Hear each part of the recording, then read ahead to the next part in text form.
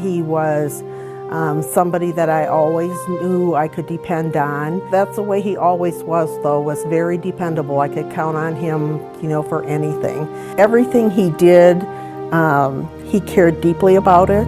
I always wanted to be just like my dad. Not necessarily in the same field as him or working 4 jobs at one time, but just having the kind of respect that he commanded from everybody. Red was known for a short fuse. He was kind of a grumpy old bastard at home sometimes too, but he would definitely not get pushed around, and he would not be intimidated by any of the coaches.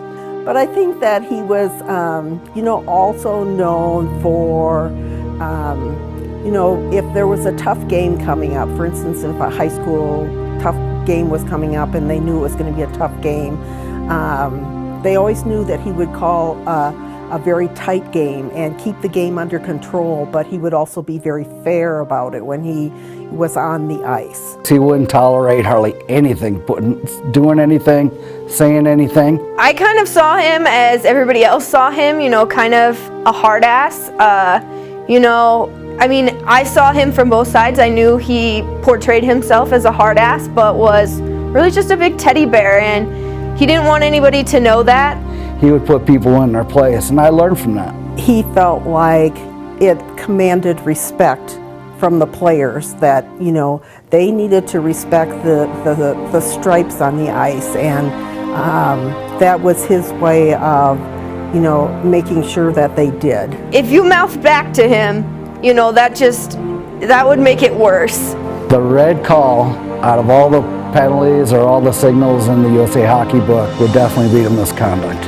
Oh Lord, how many misconducts?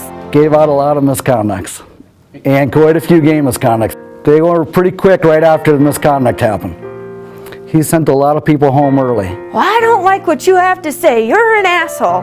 Well, I may be an asshole, but you sure as hell can't call me one. I always used to say that hockey was his mistress, because he spent as much time sometimes at the ice rinks as he did at home with me. The thing that probably was the most frustrating for me was, when we would have plans to do something and somebody would call and say, oh, so-and-so got injured last night, can you fill in? And he'd be like, oh yeah, that'd be fine, I'll come down, do the game for you. And then he'd say, well, come on, we're gonna go to this game first and then we'll go out to dinner, so.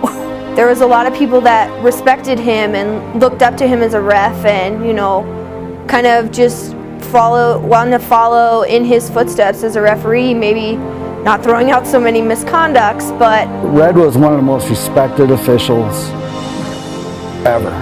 From the coaches. They knew what they were getting. They knew a guy that was going to consistently work hard every single game. He was going to communicate with them. He was going to communicate to the players. I don't know if I've ever seen him have a bad game.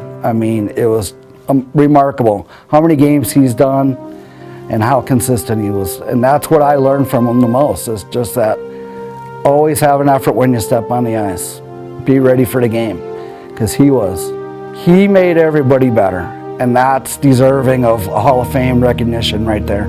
I think it just kind of cements his name into, history with CHIRA and, refereeing in the state of Colorado. It's a great honor for us, to recognize his contributions to the game of ice hockey and to the Referees Association, for him, to be recognized for those contributions. I don't think he would have ever admitted it to anybody that, he did eventually want to be inducted into the Hall of Fame, just because he saw, some of the other guys who had been inducted and, how much he related with them, and just he always wanted to be an honorable guy or somebody who was always respected. If you said Red Hidden, people knew who he was.